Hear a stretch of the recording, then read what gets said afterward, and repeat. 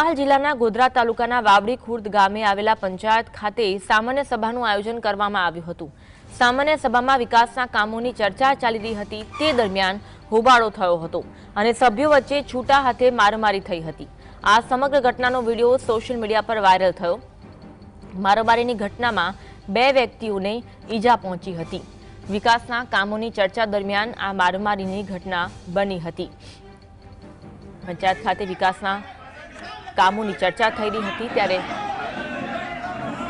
2 જૂથ વચ્ચે મારામારીની ઘટના બની। છૂટા હાથની મારામારી થઈ હતી। ખુરશીઓ એકબીજા પર ફેંકવામાં આવી હતી। જો કે કયા કારણોસર આ બબાલ થઈ છે તે જાણવા મળ્યું નથી। પંચમહાલ જિલ્લાના ગોધરા તાલુકાના વાવડી ખુર્દ ગામે આ બનાવ બન્યો હતો।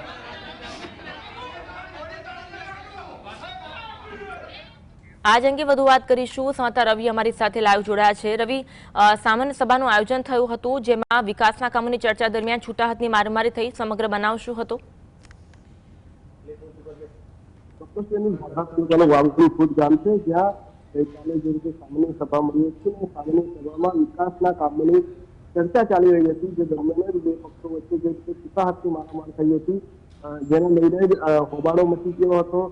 સ્થાનિક સરપંચ પર પણ આક્ષેપો થયા હતા કારણ કે જે રીતે વિકાસના જે કામો છે અને જે સરકારી જે લાભો મળતા હોય છે સ્થાનિક લોકોને તે ક્યાંક ને ક્યાંક ન મળવાના કારણે આ જે બબાલ છે તે થઈ હતી।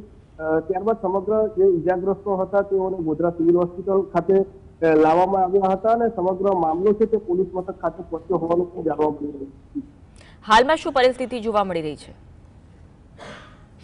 હાલ તો સમગ્ર મામલાને લઈને જે અન્ય પક્ષો છે તે પોલીસ મથક સુધી પહોંચ્યા હોવાનું જાણવા મળી રહ્યું છે। તો જે ઇજાગ્રસ્તો છે તેઓને ગોધરા સિવિલ હોસ્પિટલ ખાતે સારવાર અપાઈ છે। પરંતુ જે રીતે તલાટી સાથે વાત થઈ તેઓએ જણાવ્યું હતું કે જે રીતે સરકારના જે લાભો છે તે અમુક લોકોને મળતા હોય છે અને અમુક લોકોને ન મળતા હોવાના કારણે જે રીતે નારાજગી હતી જેને લઈને આ બબાલ છે તે થઈ હતી।